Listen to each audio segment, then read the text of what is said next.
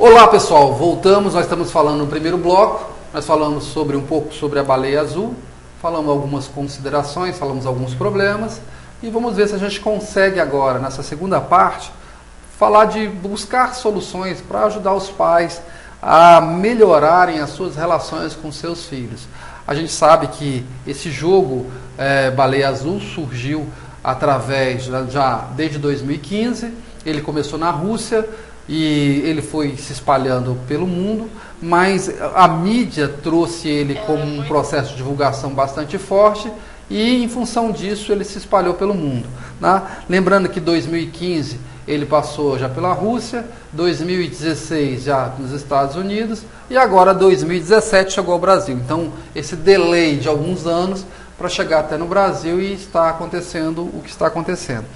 Sobre esse jogo ainda, é um jogo que a gente sabe que existem vários curadores, o jogo já se perdeu as origens dele, tá? Não é um jogo destinado a uma pessoa produziu, mas ele foi sendo disseminado e outras pessoas se aproveitaram por ter conhecimento na área de hacker, né? Conseguem hackear telefone, IPs, e uma criança, quando entra em contato com esse jogo, eles têm os dados e informações da pessoa, tiram até às vezes fotos da própria pessoa no celular dela, né? E aí começam a fazer ameaças e chantagens, né? Existe um filme chamado Never, não sei se vocês assistiram, né? Mas procura assistir esse filme, ele está no... como é que é o nome dele? Como é que é o programa? Está na Netflix, você vai encontrar Never, é um filme que fala mais ou menos sobre jogos na internet. Então vale a pena assistir, porque você pelo menos tem uma noção do que é, como é que é esse jogo, faz um paralelo parecido com a Baleia Azul. Então vale a pena dar uma assistida nisso, né? Então a gente falou sobre esse jogo, falou sobre essas coisas, e vamos ver se agora nesse segundo bloco a gente consegue trazer soluções para os pais. Não é isso, Rildo? Isso, mas antes eu quero mandar um abraço para a Lira, que está nos assistindo e está gostando muito da participação da Bruna. Legal, Bruna. Então, a bola é tua, Bruna. E aí, o que a gente faz agora? Os jovens estão carentes, jovens, não é todos, claro, né? Existe uma certa carência, uma certa depressão entre os jovens. O que está acontecendo, Bruna? O que a gente pode fazer? Conta aí pra gente. A gente precisa olhar para isso, né? Essa é uma questão que já está aí alarmante, né? Gritante. E uma questão que se coloca muito, inclusive consensual entre os psicólogos a respeito desse tema, é a necessidade do diálogo com os adolescentes, entre pais e filhos. Mas para se construir esse diálogo, né, precisa se investir na relação, porque a intimidade precisa ser construída. Nossa, Bruna. Então não é uma coisa, às vezes, do dia para a noite, vou pegar meu filho, ele vai me contar. Como é que é essa relação com seu filho? Né? Aí encosta o menino na parede e fala, me conte tudo. O que está acontecendo com você? Não vai resolver, né, Bruno? Não. Essa abordagem é a pior possível, né? Pelo contrário, né? Não vai resolver e vai agravando mais, vai pressionando mais o adolescente a não se abrir, a não se colocar. Né? Ele já está num momento de dificuldades diversas, sociais, emocionais, hormonais. E aí, então, a gente tem esse desafio de como vamos criar relacionamentos íntimos, vínculos entre pais e filhos, né? Como criar isso com seu filho. Não é fácil a relação. A Irani, aqui de Brasília, ela está gostando bastante e ela fez um comentário. Ela disse assim: muitos pais precisam despertar para o vazio que estão deixando em seus filhos, quando já não há tempo para eles. Pais que não conseguem mais administrar seu lar têm seus filhos administrados pelo mundo. Parabéns pela participação, Irani. Ela me lembrou uma frase que foi encontrada junto a uma parede pichada lá no Rio de Janeiro, uma boca de fumo, né? Falava assim a frase: se você não tem tempo para cuidar do seu filho, pode deixar que nós cuidamos para você. É lógico, né? É lógico. Alguém vai cuidar. Gente, criança vai... Uma coisa que eu tenho percebido é o seguinte: aprendam, pais. No curso de Kempo, que eu ministro aqui em Brasília, e também pela internet, Kempo é um curso de defesa psicológica. Com o decorrer do curso, as pessoas vão aprimorando a percepção do outro. Você tem que perceber seu filho. Poxa, tem filhos que estão passando por todo um processo de degradação psicológica. Quando eles tentam suicídio, os pais se assustam. Meu filho tentou suicídio? Por quê? Como assim por quê? Pai, mãe, o que vocês estão fazendo em casa? Sabe, vocês chegam, ligam a TV.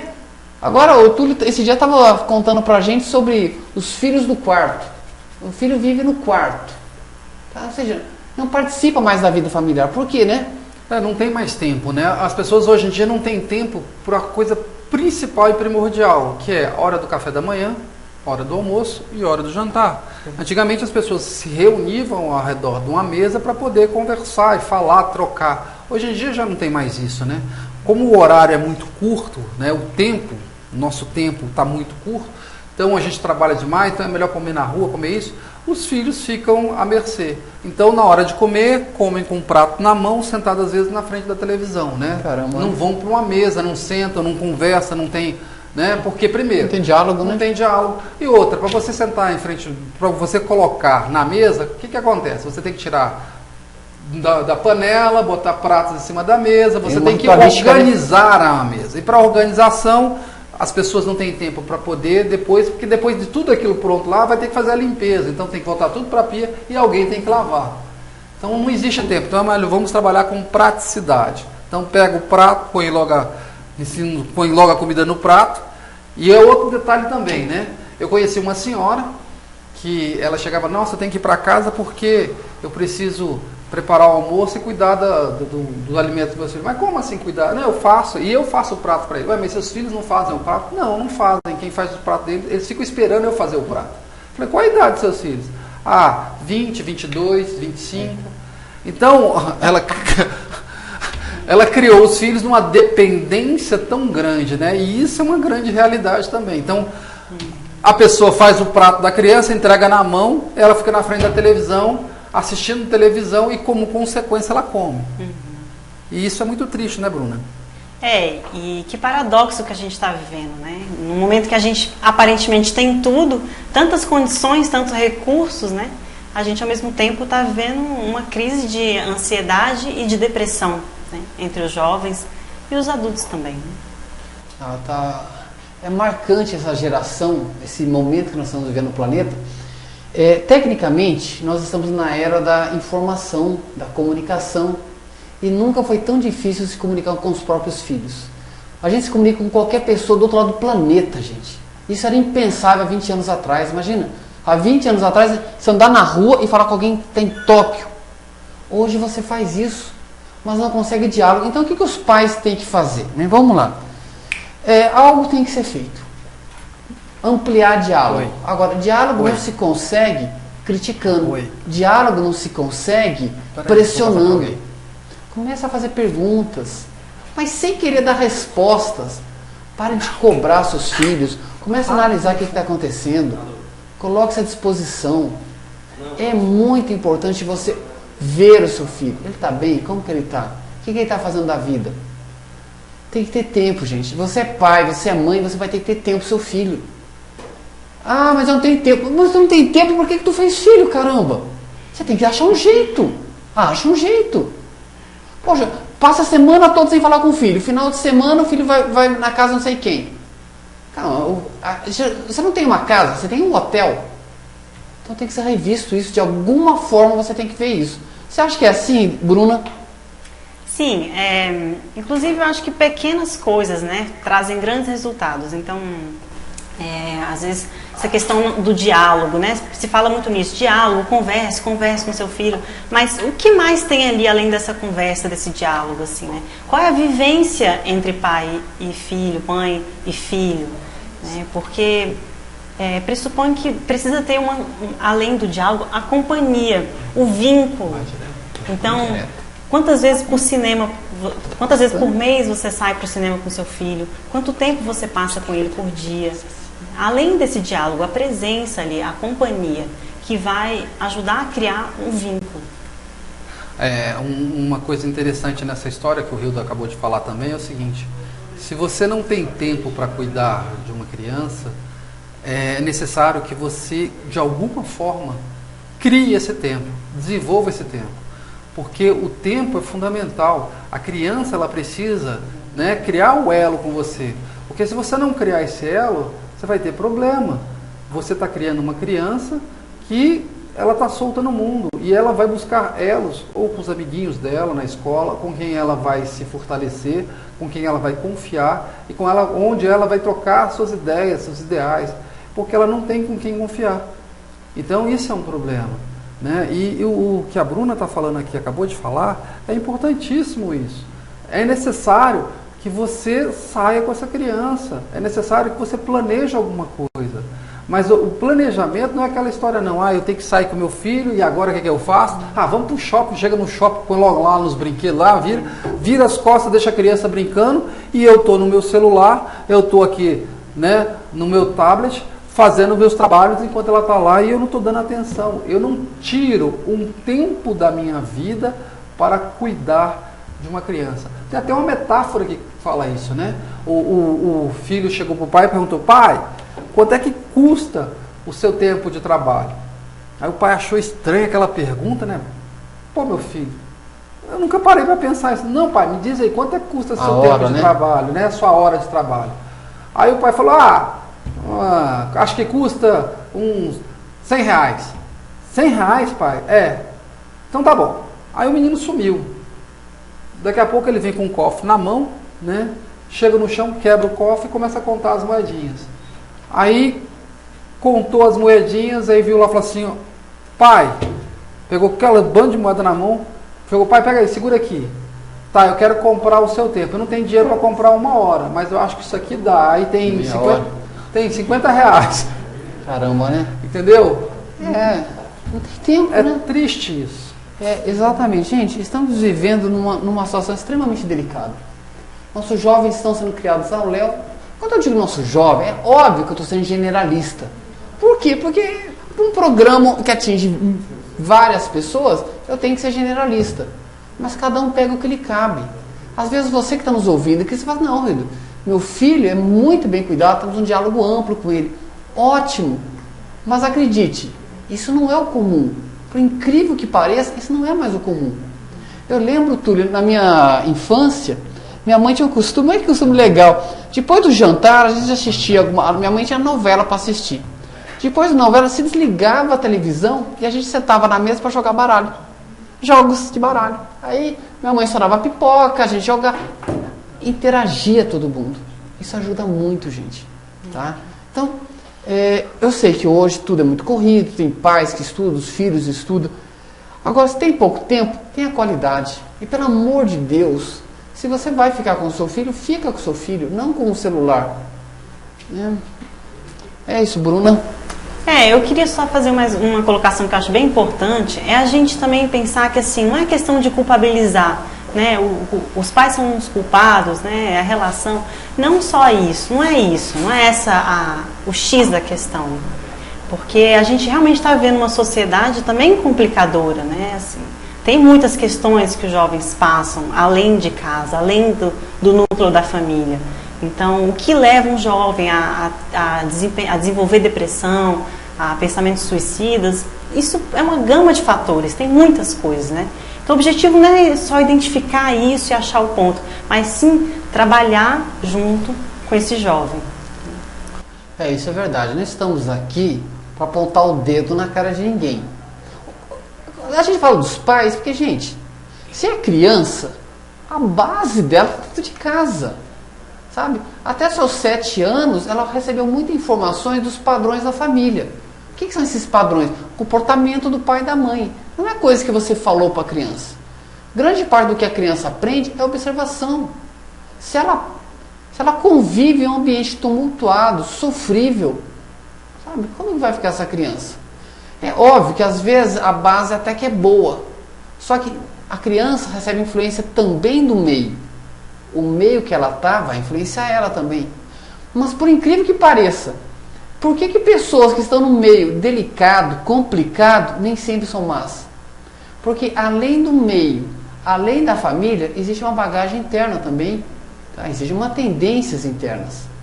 Quando tudo isso se apontam para o negativo, vai ser um caos a vida daquela pessoa. Se a estrutura familiar não ajudar, se ela internamente não tem força, se o meio é deprimível, tudo vai complicar.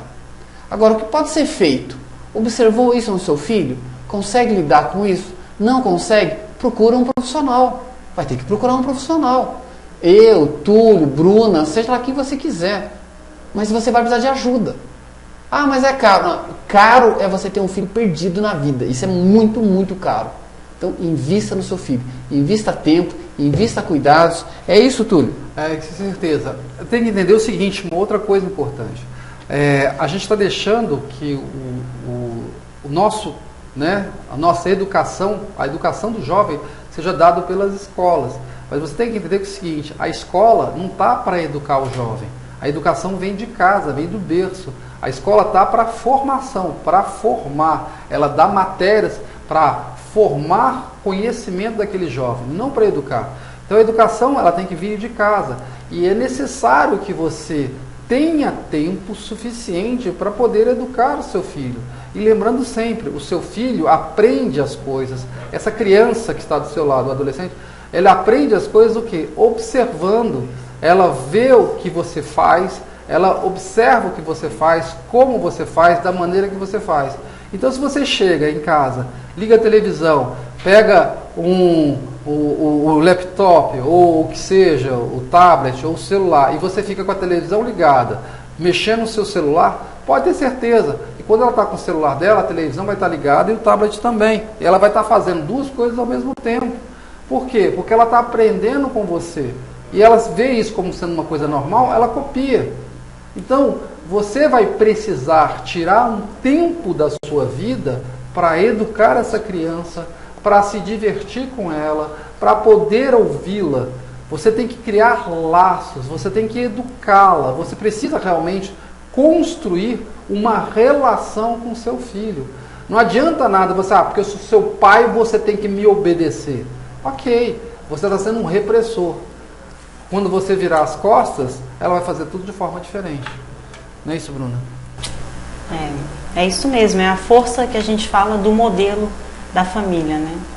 Do modelo de mãe, o modelo de mulher que vai para essa filha, essa menina que vai crescer, e do pai também para o menino. São os modelos que se tem com força em casa. Né? É isso mesmo. Eu tive uma paciente que ela engravidou por causa da raiva do pai, sabia? Vou engravidar por causa do pai. Acontece, né? Por quê? O pai era muito rígido, né? Muito durão, né? Muito machão. E um dia ela com seus 13 anos de idade, 12 anos de idade, 13 anos de idade, ela estava conversando na rua com o menino. O pai viu aquilo, chegou, chamou ela e deu um tapa na cara dela, na frente do menino. Ela ficou super envergonhada, ela disse que não queria nem sair na rua, de tão envergonhada que estava.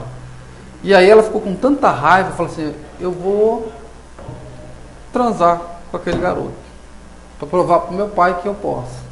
E na primeira transa engravidou. Falou, agora meu pai vai ver. O pai ficou desesperado com isso, mas a mãe acolheu e a relação foi muito difícil, né? No processo da gravidez. No dia que o neném nasceu, o pai não deixava nem a menina pegar na criança, porque ela não tinha, você vai derrubar a criança, você vai ter problema com isso, aquilo, outro. Então, é mais ou menos isso, né? É verdade, gente. O dia que eu vi uma criança falar isso pra mim, que ela pede coisas para o pai, para punir o pai, porque ela fala assim, meu pai não tem condições de me dar o que eu preciso. Então, veja, ela chegou nessa situação, felizmente a mãe levou para um tratamento psicológico, para um acompanhamento, isso é muito importante, gente. Gente, se hoje sua relação com seu filho não está boa, o que você pode fazer? O que você pode fazer é ter um pouco mais de compreensão, demonstrar carinho, sem cobrar nada, sabe? Não adianta você dar carinho cobrando o carinho dele. Tudo tem uma solução. Eu acredito muito nisso. Eu acredito muito que as coisas podem sim mudar para melhor. Carinho é uma coisa que sempre fez bem. Agora acontece que muitas vezes o pai é mais infantil do que o filho. Recentemente eu atendendo uma pessoa, poxa vida, eu estou atendendo um menino, mas a mãe é intransigente com certas situações, o menino tem seus problemas, mas a mãe não ajuda, a mãe é mais problemática que a criança. Tem casos, eu não sei se a Bruna já viu isso, tem casos que os pais são mais problemáticos que os filhos, né? Como é que você vai cuidar da criança? Já viu isso, Bruna? É verdade. E assim, ser pai e mãe não tem um manual de instruções, né? Você aprende com a prática. E a gente, enquanto ser humano, seja adulto, seja adolescente, seja idoso, a gente sempre tem a se desenvolver, né? Então, muitas pessoas realmente têm muitas coisas a ser desenvolvida em relação ao que o filho traz, né? E a pessoa às vezes fica ali e não cresce, né? Não se amadurece, não se aprimoriza, não se desenvolve mesmo. Fica estancada naquele processo. Então, sim, é muito comum. Bruna, e hoje em dia tem muita coisa na própria internet, fala assim, você deve cuidar do seu filho assim, você deve cuidar do seu filho assim. Você tem muitas informações que às vezes chegam para o pai. Como é que fica a cabeça de um pai relacionado com tanta informação que você tem na internet? Tem essa metodologia, tem essa. Como é que fica tudo isso? Bom, isso por um lado é muito bom, né? É maravilhoso que a gente tenha acesso a tantas ferramentas, a tanta informação, tanto conteúdo, né? Agora existe a coisa da vivência, da experiência, né? Prática, né? E aí a gente precisa sair do que a gente acha, do que a gente acredita e pressupõe, para como a coisa acontece na realidade. Eu acho que a gente ficar com o que está acontecendo ali no caso específico da pessoa é a maneira mais eficiente de trabalhar. É assim que a gente desenvolve, inclusive, um processo psicoterapêutico. É focando no que acontece ali, naquela situação. Meus queridos, então esse é um assunto vasto, né? Aqui nós não temos a ideia preconcebida de que vamos resolver essa questão, né? Esse é um assunto muito amplo, tem, como a própria Bruna falou, tem várias variáveis que envolvem essa questão do mal-estar da criança, da depressão e, em alguns casos, tendências ao suicídio. Não dá para resolver tudo, mas fica algumas dicas aqui no programa, que é você dar mais atenção, se fazer presente, né? Não adianta você forçar a criança, muito como o Túlio falou. Se você começa a forçar muito a criança, ela vai tentar enfrentar você. Eu vejo uma vez que a minha filha apresentou um namorado, que eu olhei e falei assim, meu Deus, eu não achei essas coisas todas não. Mas o namorado é dela, não é meu. Eu não vou falar nada. É dela, é com ela que tem que resolver. Tá? Agora, se eu dou minha opinião, ajuda em alguma coisa, dizer que eu não gostei? Quanto mais eu falasse que não gostava, mais ela ia ficar com ele. Claro, é assim que funciona. Tá? Então, tem que ter diálogo, tem que achar um jeito. Hoje, se a situação já não está aquelas coisas, abra caminho. Mas, pelo amor de Deus, não seja mais criança que seu adolescente, senão fica muito difícil. Certo, Túlio? Isso é um grande problema, às vezes, onde você tem concorrência de mãe e filha, né? As duas estão concorrendo. Então, e aí fica numa disputa. Eu conheço uma senhora que tem seus 68 anos, está disputando com a filha que tem 35 anos de idade. Então está numa disputa tremenda, né? Só que a mãe tem mais dinheiro que a filha, e aí as duas ficam numa briga tremenda. No que sentido, né? Ela fala assim, minha filha comprou um vestido novo, eu também tenho que comprar um vestido novo. Minha filha mudou de carro, então eu também tenho que trocar de carro, né? Então é preciso que a gente reveja isso. A gente procurou aqui, como o Rildo falou, passar informações, tá? São muitas informações, a gente não tem a resposta certa, a solução para esse problema, porque cada filho é um filho, cada família é uma família, e você tem que entender que a estrutura familiar, ela precisa realmente se fortalecer com bases, tá? Dentro da própria casa, e isso é um universo que precisa ser desvendado. Então a família, pai, mãe e filhos, eles precisam ter realmente união, e a estrutura precisa, além da união, precisa da confiança, ok? É uma das coisas importantes para que a relação seja uma coisa bastante forte. Bruna, é o seguinte, o nosso tempo está acabando, tá? Já passou-se praticamente 1 hora, então eu queria que você fizesse suas considerações finais e divulgasse seu telefone, meio de contato para as pessoas que precisassem, que têm filhos adolescentes que precisarem entrar em contato com você. Como é que faz para entrar em contato com você, ok? Ok. Bom, eu trabalho com psicoterapeuta, né? Atendo crianças, adultos também e adolescentes. Meu contato pode falar o telefone? Pode. É 984-318760. É o meu contato, WhatsApp e tudo isso. E, bom, em consideração final, eu acho que o que eu trouxe aqui é muito dessa questão da gente olhar para essa relação que se tem com o adolescente, né? Porque, como o Rildo colocou, o Túlio, se esse adolescente não tem esse vínculo em casa, uma pessoa que ele pode colocar suas angústias, ele vai achar um outro espaço, né?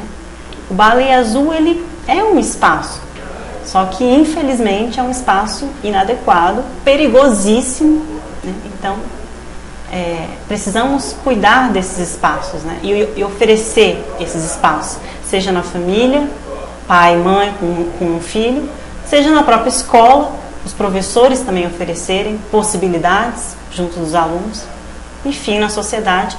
E a psicoterapia, com certeza, é um espaço para trazer angústias e dúvidas e todas as questões referentes às questões humanas, né?